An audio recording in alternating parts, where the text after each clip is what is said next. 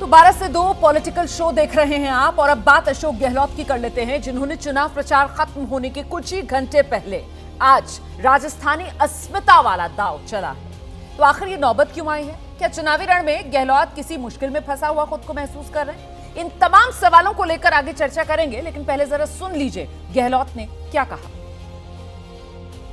जब मैं इंचार्ज था वहां पर गुजरात के अंदर 17 के अंदर, प्रधानमंत्री जो अभिनेता भी तो हैं, जिस रूप में अभिनय करते हैं वो,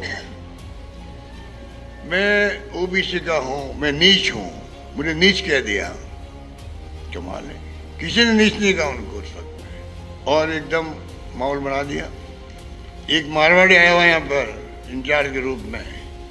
भाई और बहनों, अगर मारवाड़ी की बात मानोगे तो मैं गुजराती हूँ, मैं कहाँ जाऊँगा, मैं किसके पास जाऊँगा? वो वोट ले लिए वहाँ पे भावुक बन करके, हम चुनाव काम में नहीं हो पाए। अब वो गुजराती यहाँ आ रहा है ना, हम तो नहीं कह रहे कि ये गुजराती आ गया है। भाई और बहनों, गुजराती की बात मानोगे तो मैं कहाँ जाऊँगा, मैं तो आपके पास ही आऊँगा। मैं भी तो कह रहा हूँ, राजस्थान वासियों, गुजराती आके घूम रहा है यहाँ पर, वोट मांग रहा है। मैं आपका हूँ, मैं थासू दूर नहीं हूँ, मैं कहाँ जाऊँगा? गहलोत साहब अब कह रहे हैं कि गुजराती आकर यहाँ के राजस्थान में मारवाड़ी को हराना चाहते हैं। चलिए साहब, ऐसी चीजों का कोई जवाब नहीं। हम एक भी प्रत्याशी गुजराती नहीं है। सभी की सभी सीटों पर राजस्थान के ही धरती के पुत्र और बेटियां चुनाव लड़ रही। तो राजस्थान के रण में राजस्थान की अस्मिता वाला दांव जो खेला है अशोक गहलोत ने, सवाल ये कि अस्मिता वाला दांव क्या फंस गया चुनाव? इसी को लेकर जरा चर्चा कर लेते हैं। आपको क्या लगता है देवांगी, जिस तरीके से जिक्र अशोक गहलोत की तरफ से किया गया कि साहब मैं तो राजस्थानी हूं, फिर मैं कहां जाऊंगा, गुजराती आकर प्रचार कर रहा है, और ये भी कह रहे हैं हम ऐसा कह नहीं रहे। देखिए, ये जो क्लिप है ये एकदम उनको एक नई रोशनी में दिखाता है, वरना अशोक गहलोत ऐसी भाषा बोलते हुए दिखाई देते हैं जो अक्सर समझ में नहीं आती, मुस्कुराते नहीं हैं, बहुत ही गंभीर रहते हैं। यहाँ वो मुस्कुराते हुए बात कर रहे हैं, हंसी में बात कर रहे हैं, यानी उनका ये रंग भी है। तो चुनाव जब होता है तो नेताओं के अलग अलग रंग दिखाई देते हैं, ये रंग इस क्लिप में दिखाई देता है। अस्मिता का जहाँ तक सवाल है, अस्मिता की राजनीति देश में चल रही है, बहुत चल रही है, और बहुत मजबूती से और बहुत फ़ायदे से ये जो राजनीति है ये नरेंद्र मोदी ने की जब उन पर लगातार हमले हुए।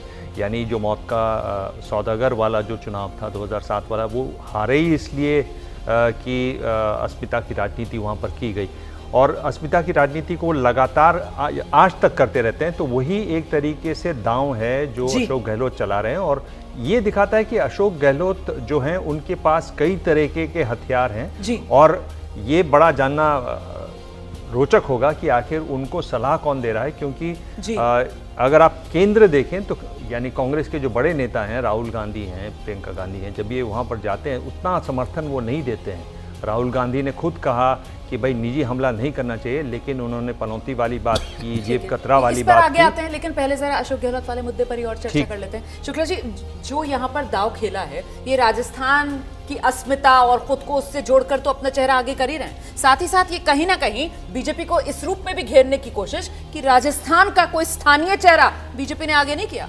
उनकी तरफ से चेहरा प्रधानमंत्री नरेंद्र मोदी का सामने। निश्चित तौर पे अशोक गहलोत चुनाव शुरू होने के बाद से ही खुद को केंद्र में रख के सारा का सारा चुनाव लड़ रहे हैं, और आप देखेंगे कि जो भी आला कमान, पार्टी की आला कमान है, वो गए हैं, प्रचार किए हैं, प्रियंका जी भी गई हैं, राहुल भी गए हैं, लेकिन केंद्र में अशोक गहलोत रहे।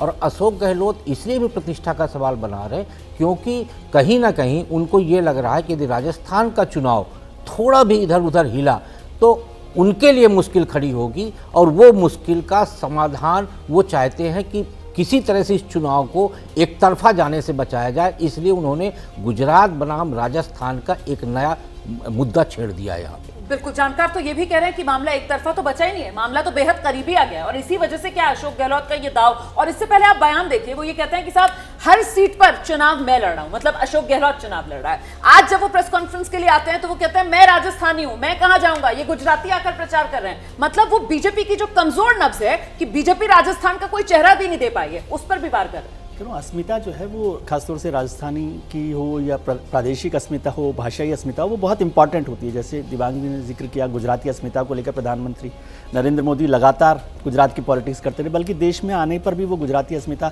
वो 6 करोड़ गुजरातियों की बात करते रहे। ममता बनर्जी ने पूरा इलेक्शन भारतीय जनता पार्टी के खिलाफ बंगाली अस्मिता को लेकर लड़ा। अशोक गहलोत जी के पास तो मुझे लगता है इस बार सबसे बड़ा मौका था राजस्थानी अस्मिता का चुनाव लड़ने का, क्योंकि भारतीय जनता पार्टी के पास कोई स्थानीय नेता चेहरे के तौर पर नहीं था। प्रधानमंत्री वहां पर चुनाव लड़ रहे थे। तो जो आज चुनाव के प्रचार के आखिरी दिन अशोक गहलोत बात कर रहे हैं गुजराती और राजस्थानी अस्मिता की बात, वो शायद शुरू से करते तो वो एक बड़े उस पर, और आप सोचिए कितना बड़ा असर है कि आधा घंटे बाद अमित शाह साहब को उसकी सफाई देनी पड़ी है कि यहाँ पर कोई गुजराती उम्मीदवार मैदान में नहीं है। हालांकि हिंदुस्तान की चुनावी व्यवस्था में कोई गुजराती भी चुनाव लड़ सकता है, प्रचार के लिए भी जा सकता है, इसमें कोई ऐसी पाबंदी नहीं है। प्रधानमंत्री जी बनारस से हैं और राहुल गांधी वायनाड से MP हैं, तो कोई भाषा या राज्य जो है वो वही पढ़ने, लेकिन इलेक्शन में अस्मिता जो है बड़ा काम आती है। मुझे लगता है थोड़ा देर कर दी अशोक गहलोत ने ये राजस्थानी अस्मिता को उठाकर, जबकि खासतौर से पूरा इलेक्शन वो अपने ऊपर लड़ रहे थे। बिल्कुल। अभय जी, आपको क्या लगता है देर कर दी या फिर ये सही बात? जी जी। हिंदी पट्टी के जो 3 राज्य हैं, सबसे ज्यादा निगाहें राजस्थान के चुनाव पर टिकी हुई हैं। छत्तीसगढ़ और मध्य प्रदेश के बारे में सब लोग पहले से अंदाजा लगा सकते थे, मोटे तौर पर मुझे लगता है उनके अंदाजे सही साबित होंगे।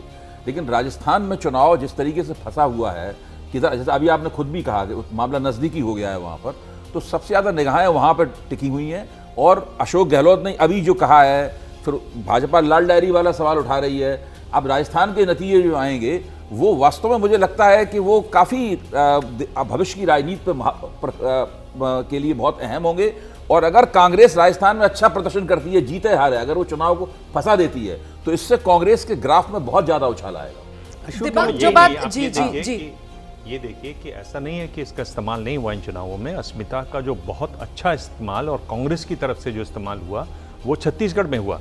यानी भूपेश बघेल ने पूरी कोशिश की, पूरा बेस बनाया छत्तीसगढ़िया, सबसे बढ़िया छत्तीसगढ़ की भाषा, वहाँ के खेल, वहाँ के खान पान, वहाँ का रहन सहन। और उन्होंने क्या कहा कि इस समय छत्तीसगढ़िया अस्मिता और लोकतंत्र को हमें बचाना है ईडी और सीबीआई से, ये बड़ी लड़ाई है। यानी वो तो उस लेवल तक ले गए। तो एक तरीके से ऐसा नहीं कि कांग्रेस के नेताओं को मालूम नहीं था, पर मुझे लगा कि अशोक गहलोत थोड़ा और पहले आते, जैसे विजय कह रहे हैं, मैं सहमत हूँ, तो इससे उनको बड़ा फायदा हो सकता था। और जो इतना जोर से प्रचार हो रहा था वहाँ प्रधानमंत्री का और अमित शाह का, उस पर एक तरीके से वो एक सवाल पैदा करता, उस पर शायद थोड़ी रोक भी लगती। देखिए, जो इन्होंने कहा है, विजयदान देथा का नाम हम सब लोगों को याद होगा, वो हिंदी के लेखक थे। बाद में उन्होंने कहा वो केवल राजस्थानी में लिखेंगे, वो हिंदी में एक चिट्ठी भी नहीं लिखेंगे। तो राजस्थानी अस्मिता भाषा के सवाल पे बहुत महत्वपूर्ण रही है। तो अब वो दाव जो खेला है अशोक गहलोत की तरफ से, और बिल्कुल चुनाव से एन पहले खेला गया है, कितना फायदा कांग्रेस को पहुंचा पाएगा, नतीजों के लिए 3 दिसंबर का आपको इंतजार करना होगा।